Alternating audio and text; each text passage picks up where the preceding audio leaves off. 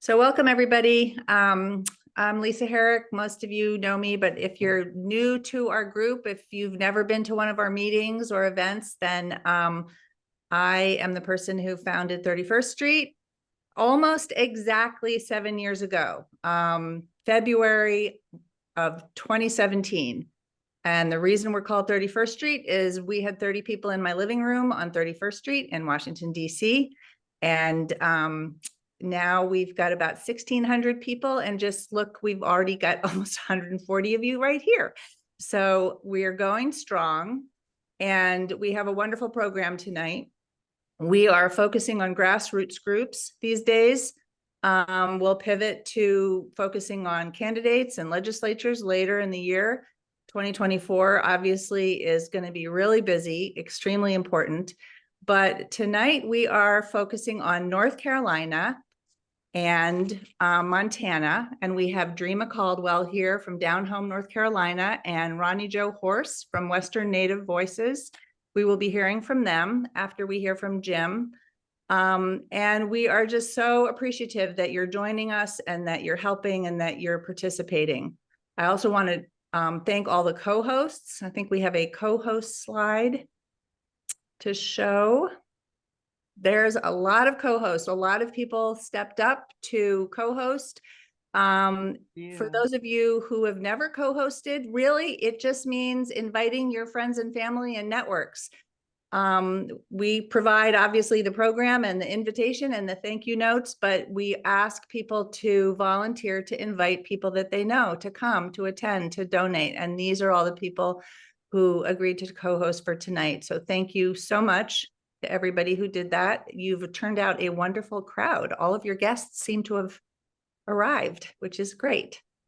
So I'm not going to take up any more time. I'm going to hand it over to Jim, but thanks again for coming. We're going to put donation links in the chat as we go along. It's really easy to donate. You just click the link. You can do it during the program. You can do it after the program. We have a number of options for you to choose from. You can just donate to a specific option. You can donate to all of them, whatever you want to do. And if you have any questions, you can put them in the chat. So thanks all. And Jim, I'm turning over to you. Okay. So I'm just going to go ahead and show my share screen here and jump right in. So I'm Jim Shelton, the political analyst for 31st Street. And really appreciate that so many people have come and got that great leadership from Lisa. So I'm going to just jump and provide a fair amount of foundation for our guest speakers, and then we'll have a question and answer after that. So some of you may not know 31st Street particularly or at all.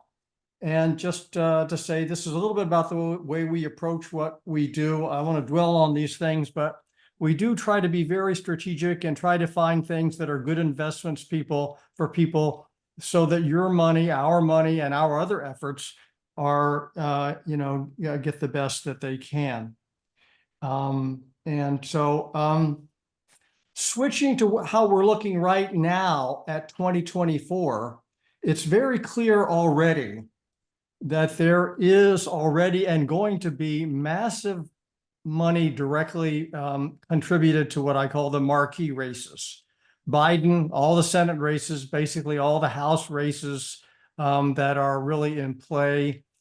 That's really good for Democrats, and that's really great. And so much of that is going to occur, though, that at the margins, it's really not going to be all that good of an investment. A lot of it at the margins will just end up going for television time. So on the other hand, we feel that what we call infrastructure, which is complementary to the campaigns, and this is mostly what we'll be talking about tonight, is underfunded and needs support. And that basically for tonight means grassroots organizations, our key partners.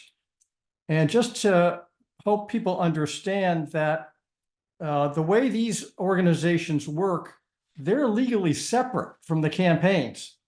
So they're another sort of leg of the important stool that makes things happen. But if we don't fund them well, it's like a tennis game where you got a great forehand, but you don't have a very good backhand. For those of you who play tennis, not that I do. So we need to make sure that we're,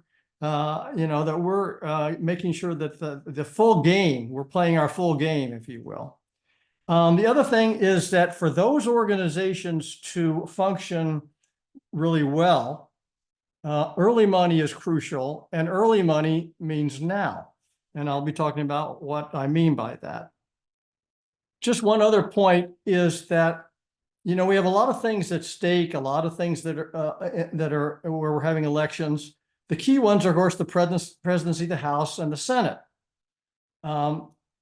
We're taking the position that it is so important to have all three of those, it's the so-called trifecta, that we are emphasizing the Senate, even though we're emphasizing all of it through infrastructure.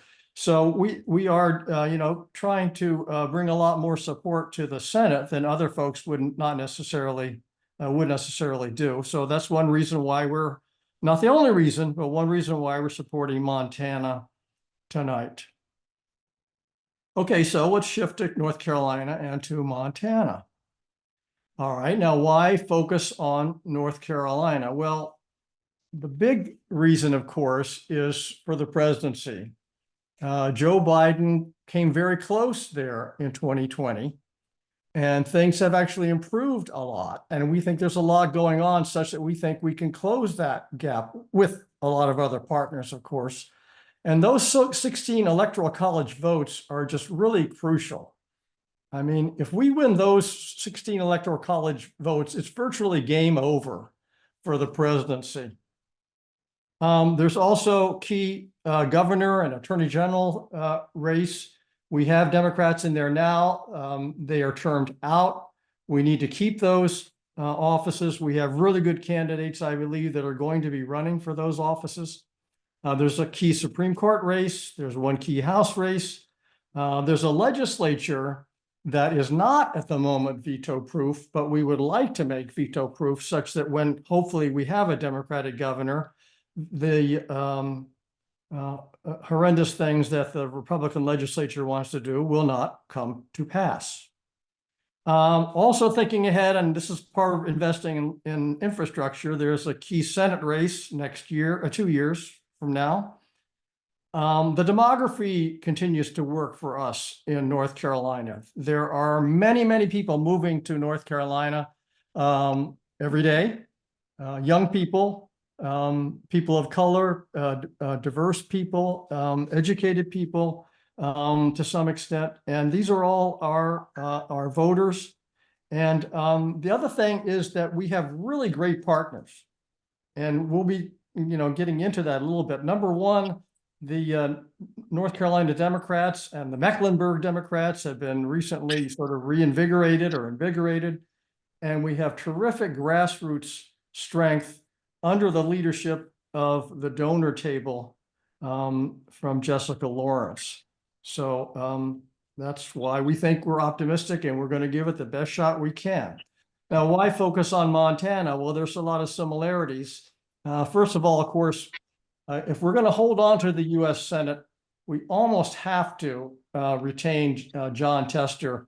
By my calculation and others, we think it's sort of the 50th Senate seat.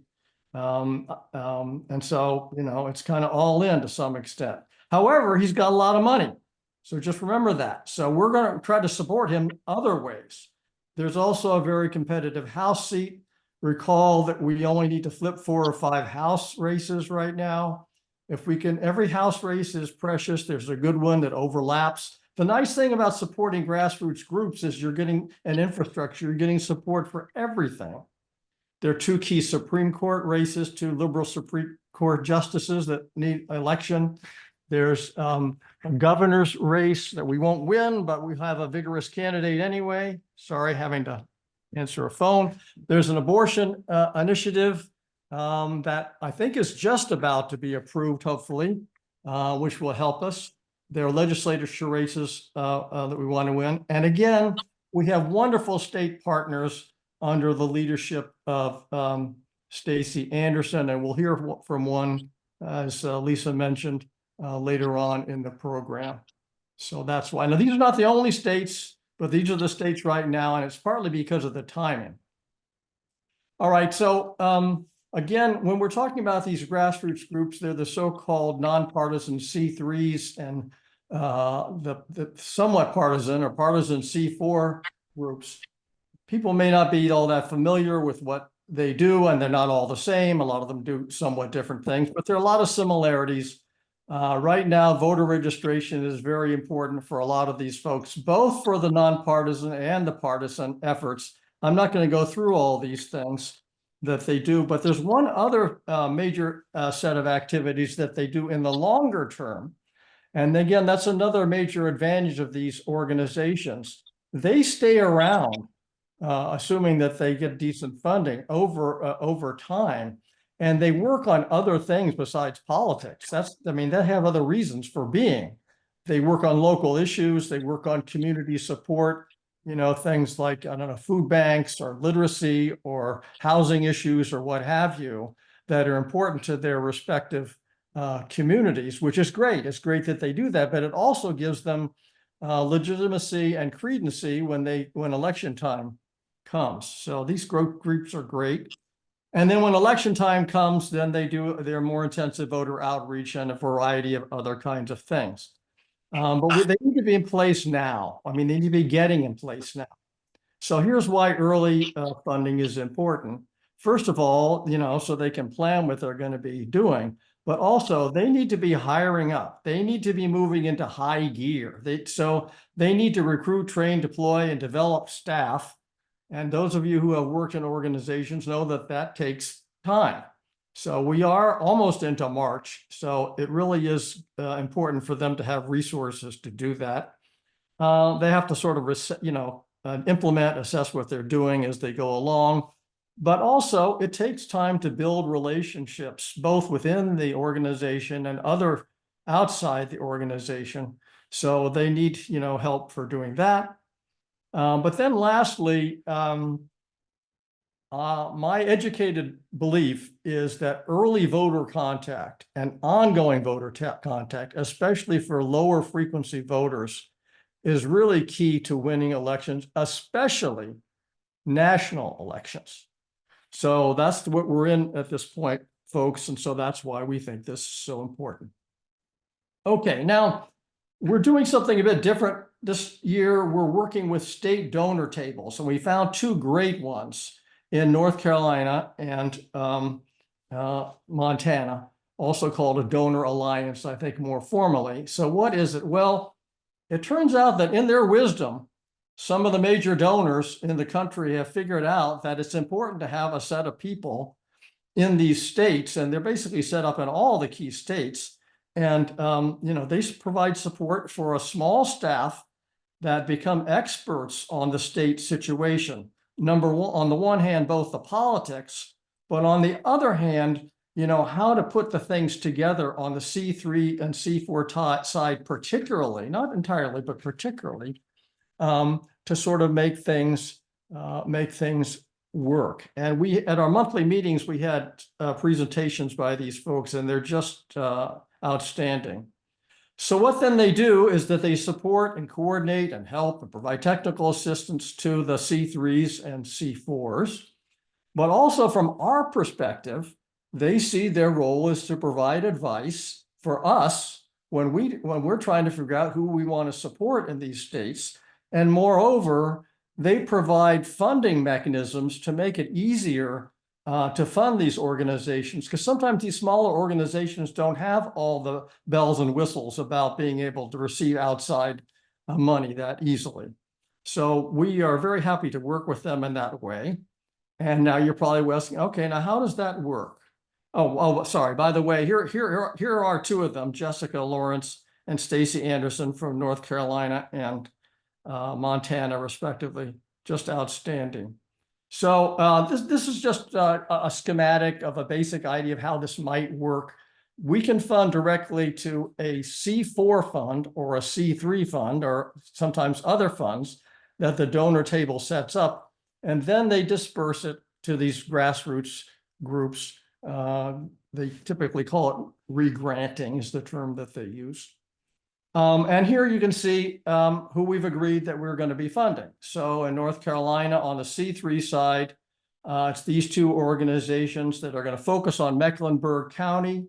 By the way, when I was saying that this was part of a very substantial effort, the table has the plan to register, my understanding is 200,000 voters in North Carolina, and they're well on their way. And these two organizations who mostly reach out to youth and to people of color are really quite excellent at what they do.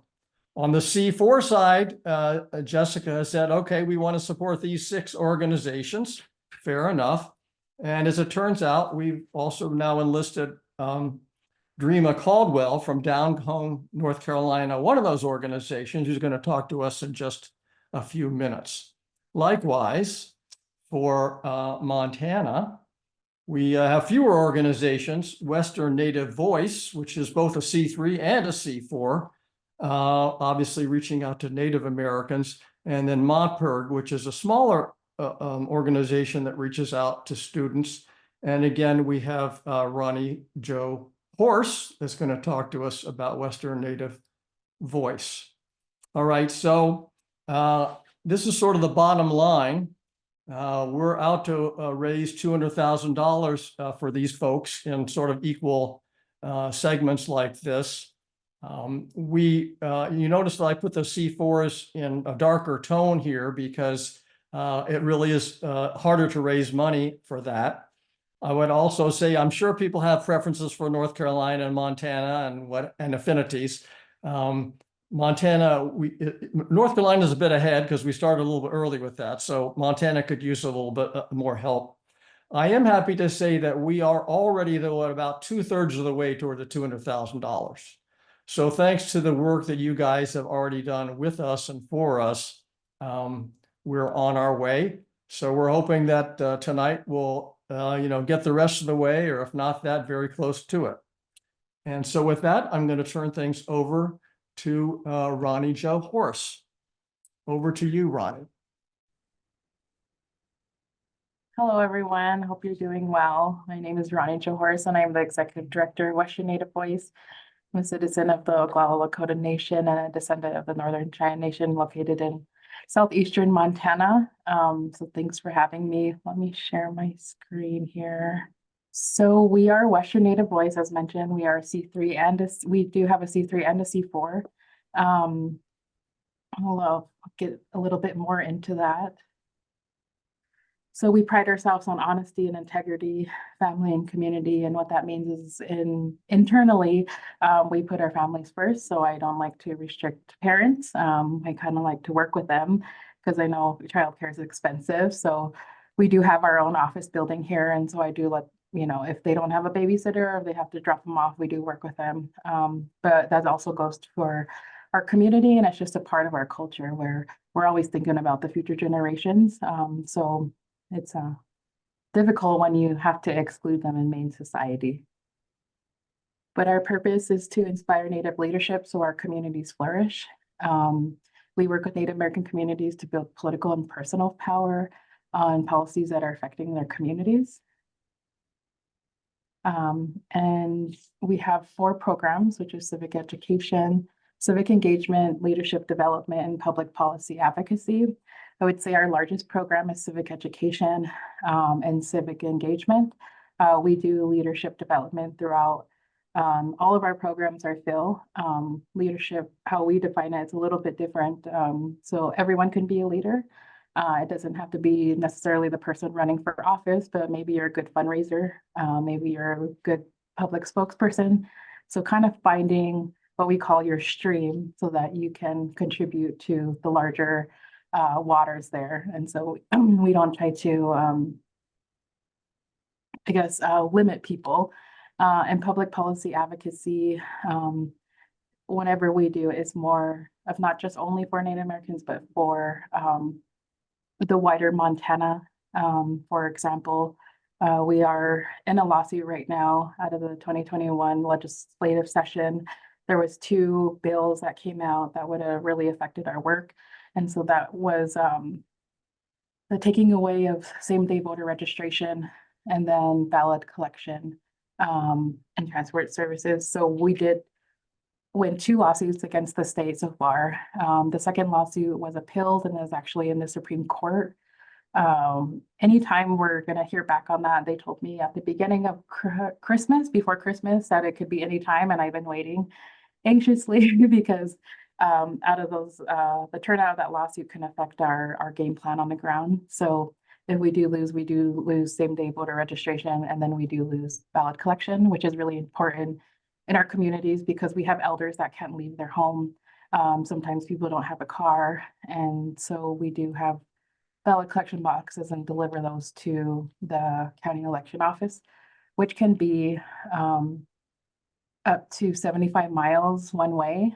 So it's about an hour and a half one way, and then you have to come back. And so that's kind of where we come in.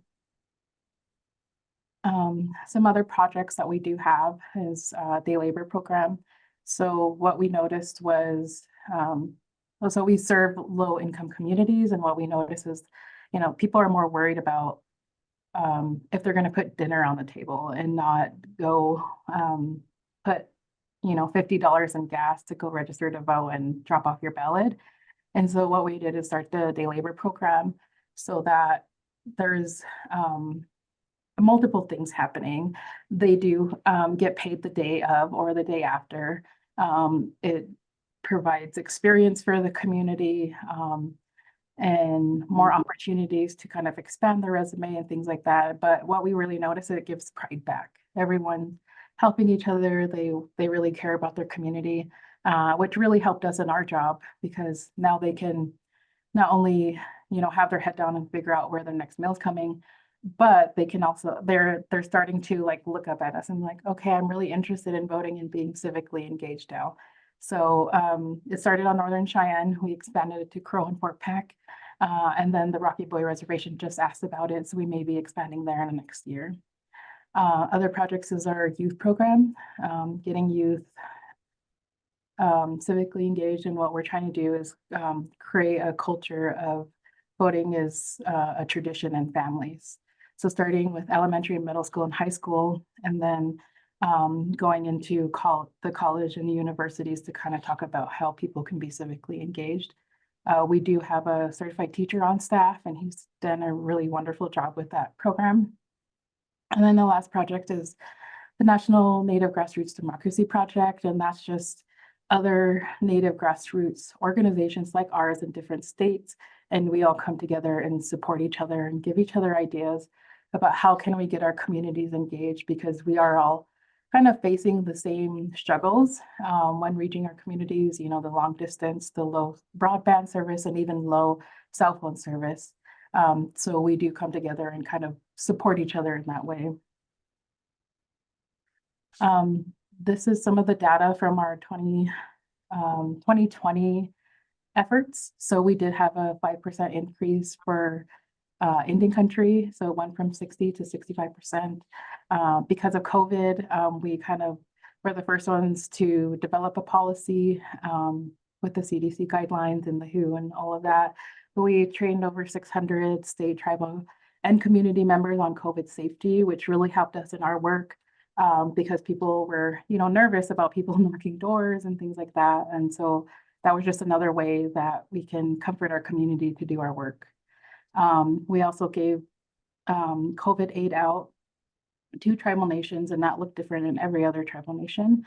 But through some wonderful funders, we got to do that because, again, COVID, we had the highest mortality rate as Native Americans in COVID. And so that was kind of one way we helped our work in 2020. We also did, along with partners here in Montana, started an online voter registration system here in Montana. We don't have that. The Secretary of State doesn't offer that. And so what we did is created a drive-through because everyone was driving through and picking up, you know, supplies and things like that. And so what we did is put the website on a kiosk and came up with a safety procedure of like and I know it's not most environmental friendly, but at the time is the only thing we can think of is putting plastic over the screen so that people could fill it out and feel safe. And we just go in and switch it out. And the same thing with the census. The census in 2020 was the first time online and things like that. But what the COVID did for us is made our media reach have exponential numbers. And we do have a program that kind of tracks that. But we had to think outside of the box because some tribal nations were shutting down. And the way we were set up is we hire from within the community. So whenever they shut down, we already had workers there and worked with the tribal nation to actually label them as essential workers so that they could still do their job and still have the drive-throughs. And then we had to move majority of our efforts online until the later in the year as we were kind of getting a grip on COVID. And so we had like this is a little over 100 COVID rides is what we could do with the time that we had. And then ballot pickup, as soon as we found out that paper is porous and it doesn't stay on there, we were out there on the ground picking up ballots, you know, having long baskets and things like that. But yeah, those are some of the things that we did and what we could do in COVID. So some of the messaging that we'll be leveraging this year is that it's a large presidential election. This is where our communities pay most attention because, hey, it's everywhere. So we are hoping to leverage that message about letting people and kind of getting excited about it so they can come out. And then also under the Snyder's Act, we are 100 years old into our US citizenship this year. We'll be having a celebration on June 2nd with a parade and a cultural showcase here in Billings. You guys are all invited, and just please reach out to Stacy if you want more information, if she can contact me. And then again, I'm trying to leverage the lawsuit, kind of turning it into a positive of like, hey, we should think about why are they trying to dilute our vote? Because, and then using the message of like, your vote is powerful, and that's why people are trying to set up barriers for it. So kind of turning it into a positive there. And then the youth turnout, our youth program will also be utilizing some of this messaging and going to the tribal colleges and universities that we have here in Montana. And then the huge thing that we have right now going on is that felons can vote in Montana. And so we're really utilizing that message and then targeting pre-releases along with billboards and doing outreach there. Because Native people make up about 23% of the state's prison population, but we're only about 9% of the state's population. And so a lot of people think because federally it's not allowed that in the state that you can't. And so we really want to change that around. And then just stating some facts about Natives, which we have 37,000 unregistered voters in the state of Montana, 22% active, 9% inactive, and 69 unregistered. And there's a little bit of kind of back and forth right now with the new system that the SOS has invested into. So we had about 60 voter registrations returned to us with descriptive address, and descriptive addressing, for example, could be like this individual lives down River Road. It's the first house, White House on the right. We were able to use those in the past, and some of the counties are saying that we can only use 911 address or coordinates now, which the tribal nations we found out are not 100% mapped with 911 addresses yet. And so we're kind of working with that right now. The SOS is stating, hey, you can use descriptive addresses, but the counties were like, no, that's not what's in our directive from the SOS. So we'll be also using kind of that as well as another message for a barrier. So Ronnie Jo, can you wind up in about another minute or so, and we'll come back for questions? Okay, yeah. So these are some of the gaps. Our largest unregistered voter population is in Yellowstone, which is here in Billings, Montana, and then Cascade, which is Great Falls. I know partners are helping us target there, but some of the gaps are just low services, limited data on Native Americans. We only have data on Native Americans who live on the reservation right now, which is about 50% of our population. Some of the goals is for each organization is registering 2,000 new Native voters, visiting small communities, which we started last year and kind of carrying in that relationship. And then hosting events like the event I told you guys about, the parade. We'll be hosting things that kind of interest our community, like fashion, comedy, and things like that. On average, we enroll about 1,000 members a year, and that's been going steady. And keeping tribal nations up to date, that's really important because that's the SOS's job, but she's not doing it right now. And then just connecting democracy with culture, which we do have a presentation coming up soon. And then working with our volunteers in data collection, because right now we don't have data on urban Native Americans, which is what we're working on now. Amazing. Thank you so very much. We'll get back to you in just a bit, but now we're going to turn it over to Dreama Caldwell from down home, North Carolina. Good evening. Just want to shout out my comrade, Ronnie Jo Horse, for the work that you all are doing in Montana. Thank you all for inviting us here, and thank you in particular for your interest in North Carolina. W.E.B. Du Bois said, you know, where the South goes the nation. And so thank you for understanding and knowing that and investing in us. Let me start a timer because I'm from the South. We love to talk. So I'm going to put myself on a timer. Jim, you stole half of my thunder, my entrance with your facts. But yes, indeed, we are actually the third growing state right now. And as he said, Biden lost by a very small margin. And that margin was actually 75,000 votes that he lost by. And we have about 800,000 unregistered Democratic leaning voters that we still haven't reached in our state. And this is a major opportunity for us to expand our base.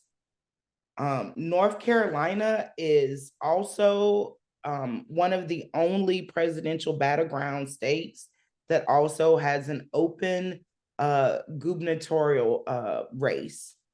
And this gives us the ability to kind of like double down on strategy for both the federal and the state level, and mobilizing people who are ready to mobilize against the anti-MAGNA majority of people. And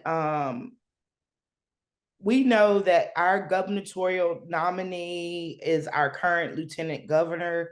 He is a MAGNA extremist and a Christian nationalist, and his rhetoric and his social media presence, it has been a major problem, and reminiscent of Herschel Walker of Georgia. The combination of Trump and Robinson together, it just presents a unique opportunity to win votes within North Carolina's Republican-leaning suburbs, and also generate a strong turnout amongst Democratic-based people. As was alluded to earlier, our state infrastructure does have a plan to collect at least 200,000 voter registration votes, of that including 60,000 brand new voters of color. Execute the largest field program that we've ever ran on the 501c4 side here in North Carolina, and we're going to knock 3.8 million doors in 48 counties starting June the 1st. So what Jim said about early money earlier, that is important for us. And our goals are, we want to break the supermajority. Our organization actually has been a part of efforts that broke the supermajorities in 2018. We broke supermajorities in 2022 in Cabarrus. with a win by Representative Diamond Staten Williams, who actually was the first person in Cabarrus to sign a down home member card. So we know this is something that we could do.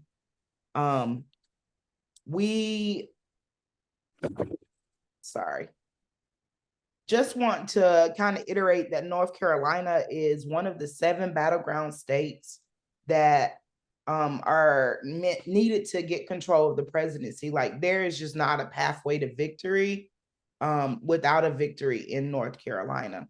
And at the same time, North Carolina, we've had this kind of tug of war going on where we've had Democrats maintain control of our governor's house and key council state positions, but then the state voted in the presidential election another way. So our response to this challenge that we have here in North Carolina has meant that our infrastructure has been coordinated and worked together like we never have before, where we've been meeting to build this state plan. And I want to show you a little bit of video to show you what Down Home does and talk to you a little bit about our part in the plan. If I could share. Hello, Let me know if you my name can is hear. Dreama Caldwell. A few years ago, I was a Can you member hear? of Down Home, North Carolina, and today I'm one of the executive co-directors. And in my hometown, people like me are pushed to the side, and we never had a seat at the table when decisions were being made. I saw an ad from Down Home asking what poor people really needed, and so I responded. Our local chapter members determine what they want to organize around, and we bring the resources and support so that they can. Check out some of the campaigns that our members are working on now. We're looking to start holding landlords accountable for their property. Trying to get the park back, it is very important because this right here is one of the building blocks for our community. We have too many repairs and too many things that need to happen. People out that are in a temporary bind. To get the county to provide essential classroom supplies to teachers without them having to come out of pocket. I never thought that I'd see farmers in Appalachia work with poor country folks down east by the coast. Every day, we have members registering their neighbors to vote, helping to lead local meetings, canvassing and talking to their neighbors and speaking out. I always knew there was something better for us working people. We are proving that the rural South isn't just one thing. It's diverse, resilient, and ready for change. So as Jim alluded to, we are an organization that does year-round organizing, but we particularly organize in the rural areas of North Carolina. There isn't a pathway to victory in North Carolina without organizing rural areas, which I will also say is probably true for most of the country. 80 out of 100 counties in North Carolina are rural. So we go and do issue-based campaigning based on what we've heard as we've knocked on doors and talked with people. And members get together and decide their issue campaign. And they build a campaign around their issue and go through and carry through their campaigns. We've actually won. Those campaigns you saw, those are actually winning campaigns, minus one campaign with the schools. But those campaigns, at the end of those campaigns, we are able to debrief what happened for people, whether we won, if we didn't win, and then we're able to make the connection from the campaigns with the electoral season that's coming up. And so then we move into this electoral season, and we have really clear reasons now why we are in this electoral season. So this is how we've been able to bring people in that are not politicized, that are not a part of a party, to come in to first understand that their issues are tied to elections, and that politics, if you don't do politics, that the politics will do you. And so a lot of times they find that out when they're sitting in a county commissioner meeting and they don't understand why they can't get enough money for their teachers to be able to get school supplies. so they don't have to pay out of their pockets. So their next targets become those county commissioners. So focusing on down ballot races allows us to also affect what happens up ticket. I came to Down Home as a member. Down Home is my political home. It is where I was politicized. It also is a place where I was a member candidate. At a time in 2020, I was the first Black woman to run for county commissioner and was on the ticket with Ricky Hurtado, who was the first Latinx to be elected to the North Carolina House. Ricky and I were on the same ticket. I did not win that election, but my community just became alive because they were excited to have someone they knew on the ticket. At the end of the election, I only had 34,000 votes, but Ricky was able to be elected. And so this is a part of our model. We currently have 14 members across the state that are running, including for senator, for House, for county commissioners, for school boards. This is a part of our model of getting people excited at the local level of what's happening and then bringing them along the journey to politicize them of what's happening on a national level. So my timer just said my time is up, but if you all have questions, I would love to talk to you later. Okay, just awesome. Thank you so very much. Dreama. We are now going to have a special message from one of our new members, Tom Dabney, who's got something important to say. Tom? Thank you, Jim. I feel like I should yield all of my time to Ms. Caldwell, but I'm going to give it a shot. My wife, Laura, and I are proud new members of 31st Street. How wonderful to be with you tonight. Like you, we believe in the power of grassroots activism to get out the vote. Tonight, I will ask you to join us to support these inspiring teams in Montana and North Carolina. But first, I'd like to invite you to hear what Abraham Lincoln had to say about the consequences of not getting out the vote. In his own inimitable way, he spoke just 3 months before the all-important election of 1864. Lincoln knew that the outcome was far from certain, just like our election today. Deeply apprehensive, he got right to the point. Elections, Lincoln said, belong to the people. It's their decision. If they decide to turn their backs on the fire and burn their behinds, they'll just have to sit on their blisters. I love that. But we live in an inflammatory age, and we have a choice to make too, and we have to face the fire. So we have to do everything we can within our power to get out the vote. And how wonderful to be able to support groups like this. With everything at stake, Lincoln risked everything and gave his all.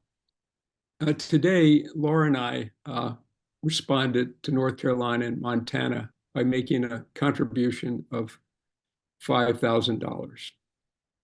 But we're inspired again tonight, and we're going to double that. We love what you guys are doing. We ask you to donate too, in a spirit and a measure that empowers these patriots in Montana and North Carolina to help save our democracy. Working together like this, we can do this. We can do this. Thank you. I yield the rest of my time to Ms. Caldwell. So let's yield to Aaron to do the Q&A for us. Thanks, Jim. And thank you to Dreama and to Ronnie Jo for being with us tonight and for all the great work you're doing. And I love what Tom said about being patriots. So I am the membership person at 31st Street Swing Left. If you are not on our list, please go to our website and sign up. But I am also the Q&A handler of 31st Street. And we already have a question in the chat that I wanted to offer to Ronnie Jo Horse. If folks have questions that they would like to ask, just put them in the chat. I'll look for them and then I will direct them. So Ronnie Jo, the question for you is, can you tell us more about the day labor program? Who gets hired and to do what? Yeah, so in the day labor program, it's the local community. It depends on the location. I know Fort Peck can hire up to 30, but in the two other locations, Northern China and Crow, we hire about 10 and they get paid about $10 an hour. And it really depends on what the community needs. So we have elders who can buy the supplies, but maybe not paint their porch. And so the day labor comes in and do that. Or there's jobs that maybe someone didn't show up that day and they need a janitor. So we do send those over, or a cook or anything like that. So it's really what the community needs at the time. Wonderful. Thanks. In Dreama, I have a question for you as well. What do you think are sort of the significant barriers that people face in voting? You know, what is it that that we need to do to get them to vote, and what are some of the things that get in their way or maybe stand in their way? Could be, you know, like actual barriers, but also even just psychological barriers to voting. I mean, I think I'm gonna always say this, but I'm on a campaign of like voting should be a holiday. It should be a national holiday so people could be off work to go to vote. I mean, just the reality is there are lots of barriers.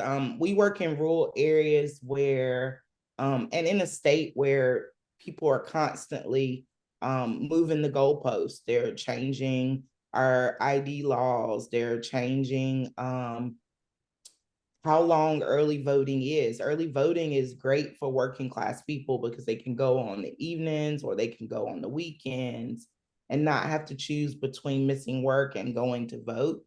But honestly, some of the conversations we've had about why people don't vote are like, we hear things like, we voted all our life and nothing has ever changed. Just a lot of apathy. And like, we hear people just saying that like, maybe they didn't know there was an election. Maybe they didn't know, you know, what was going on. I mean, in rural areas, there's limited media except for like the big talking heads that are talking. And so like, if we're not getting our message into these areas, either by a door knock or a phone call, you know, people just don't know. People don't know that they have options to vote absentee.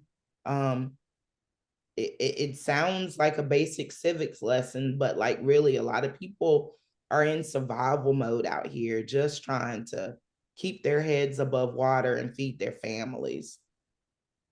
And so, you know, helping them understand how all of this is connected is what we get to do. That's great.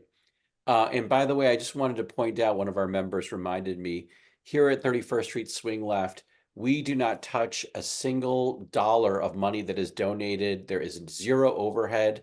All of the money that you donate goes directly to these wonderful organizations. So please do keep that in mind. Question for both of you, and maybe Ronnie Jo, you can take it first, and then Dreama. Can you tell us about how our funding that we're collecting, you know, for this fundraiser will allow your group to spend more time doing important things to meet your mission? How does the funds being raised allow you to do more of the work that you want to do? Yeah, the funds being raised, right now I'm fundraising for our field team. We usually only have one per reservation and I'm shooting for two. Just because of safety concerns, they're constantly rising here in Montana, although we have, you know, 1 million people or so. So it's going to really help us, especially with safety on the doors. So thank you guys. Sure. And Dreama, how about for you? How will the money being raised allow you to do the good work that you're doing? Yeah, I mean, very similar as a comrade rate of paying for our field teams. Like, we need to make 750,000 phone calls and 500,000 door knocks in North Carolina. Like, there aren't a bench of organizers, there aren't a bench of field people. You have to hire people and give people enough time to really learn what they're learning so that they can have good quality conversations. on the door. And so it allows us to start early, hiring, onboarding, training, so that we can hit this June 1st, we're ready to go. And so really thank you for doing this early. Early money really means a lot. Well, thank you to both of you for the work that you are doing. And by the way, I just want to point out that Jim has just noted we have now raised $177,000 toward our goal. So that is just incredible. So thank you everybody for being here, and thank you all for all the support that you've been doing. I'm going to turn the mic over to Lisa. Actually, Aaron, we have time for another question or two. Okay, well, there are no more questions. Oh, there are in no the chat. questions. Oh, What's that? I'm sorry. Anybody else have any questions? If you want, you can just raise your hand. I'm just looking around, but Let's see, there's one in the chat that just popped up. We've been supporting Monica Tranel against Ryan Zinke for the Western Montana House seat. Are you aware of any specific needs for her campaign? And has there been any polling on how the race looks? Jim, maybe you want to speak to that? okay, they're telling me that in Montana they pronounce that Tranel. So anyway, not really. I have not seen any polling, but I did see her give a presentation, and I think she's just remarkable. She's just what you would want, at least my sense of what a Montanan would be. Not that I'm a Montanan, but that's what the Montanans tell me also. And she came very close 2 years ago without much support. This year she's getting support from the DCCC, and they've put her in what's called the red to blue category. So she will have a very well funded campaign. And, you know, our job is to then work the other lane, the C3, C4 lane and so forth, to help out with all those efforts. Great. Okay. Julie has a question, and something that came up in the chat I just thought would be very quick to address. Is it more effective to donate to C3 or C4? And I believe we're saying, you know, both are great, but it's harder to get people to donate to C4 because it's not tax deductible. So if you possibly can, C4, you know, is great. But Julie, you had a question.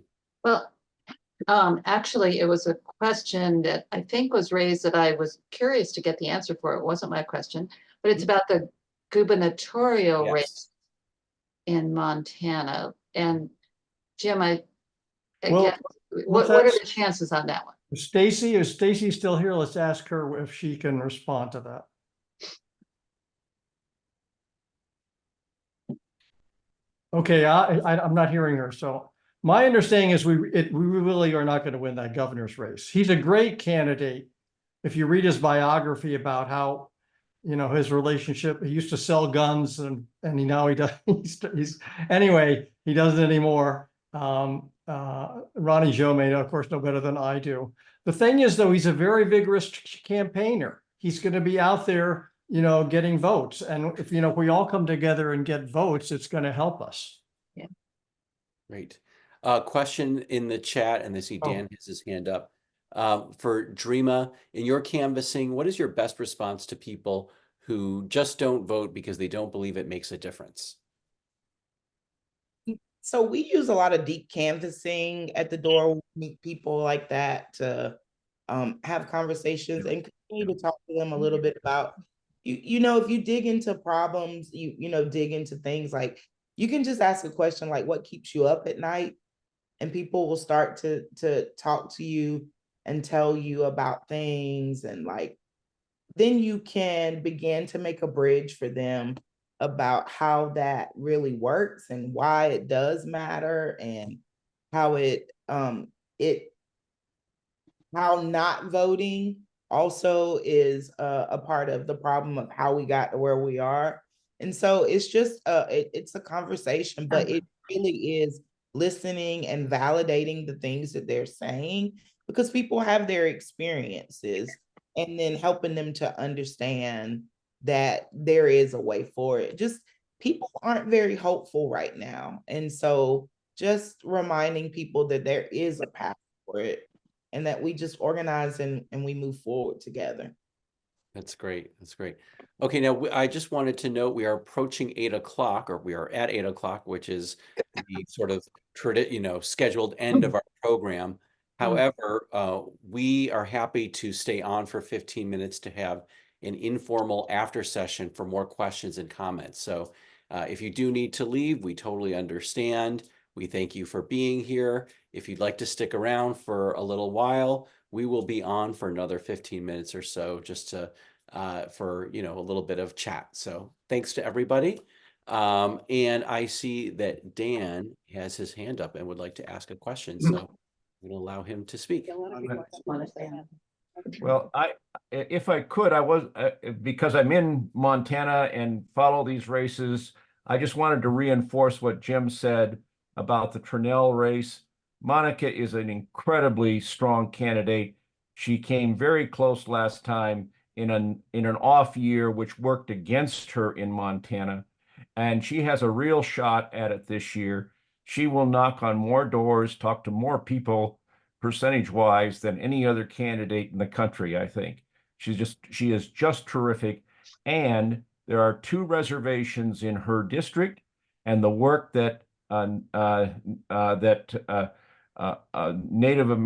Western Native Voice plays in this race is critical. So the support for the Native voting is very important. So your contributions will directly help that race. And of course, John Tester's race is going to be a very close race, and he's a great United States Senator, but it's going to be a tough race.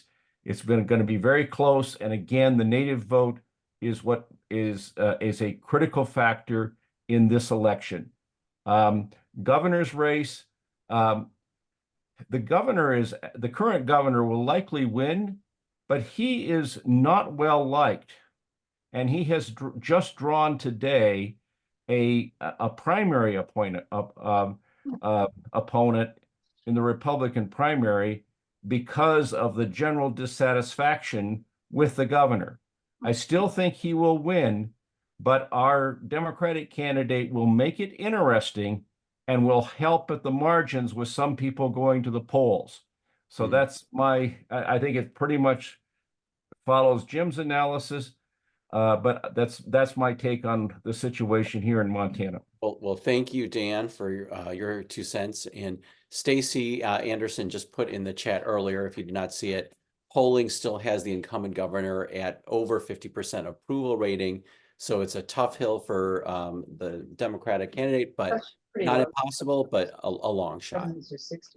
But I do think what Dan was saying, rising tide lifting all boats. I think if we can drive up Democratic turnout, perhaps it doesn't push the governor over the top, but it could push. Is it Monica Trinnell or Trinnell? I'm still learning the pronunciation. It's Trinnell. Monica Trinnell. Okay, I'm going to learn it. It's going to push Monica Trinnell over the top, and then hopefully also Senator Tester. Aaron, please don't terminate the program before you give the information adequate for us to make donations. I don't see the links, and I don't really know how. Nobody has said anything about the A. Philip Randolph programs. I don't know what that is, but it's a great name to have programs named after. So I wish somebody could say something about that as well. So Robert, I just put the links one more time in the chat. They've been in the chat many times during the program, but they are also included. They are also included in your invitations, and they will be included in the thank you notes that you get after you attend this. So you'll have multiple opportunities to click those links and donate. You can always go to the 31ststreet.org website, and all of our causes, there are links there. You can always find them over there. Failing that, feel free to reach out to any one of us. We will be happy to provide those links as well. So we want to make them available in multiple platforms and multiple ways. So I hope you can see them in the chat right now. For this one, in this mode, it's the North Carolina C3 link that has A. Philip Randolph, which is the second one on the list, if you know how to use ActBlue, which is not that intuitive for everyone. In fact, I'm just going to highlight that and put that in the chat one more time. There's the North Carolina C3 link right there. And did someone want to volunteer to answer this gentleman's question about what a Philip Randolph is and what they do briefly? Yeah, Jim, you want to talk about that? Well, according to is Jessica still here? And by any chance? A Philip Randolph, they actually have a C3 and a C4, but they are actually one of our part of the infrastructure that have been around a really long time. Probably over 30 years registering voters in communities of color. They use tactics like mutual aid, meeting people where they are and meeting people's needs to help keep people registered. They do a lot of leadership development of their members to help their members also be able to in turn to do voter registration. Great, thank you so much. Okay, who else has a question? Well, this is more of a comment. We did go over 180,000 that I put in the chat. I'm just so we're on our way. We'll get there. Thanks to you folks.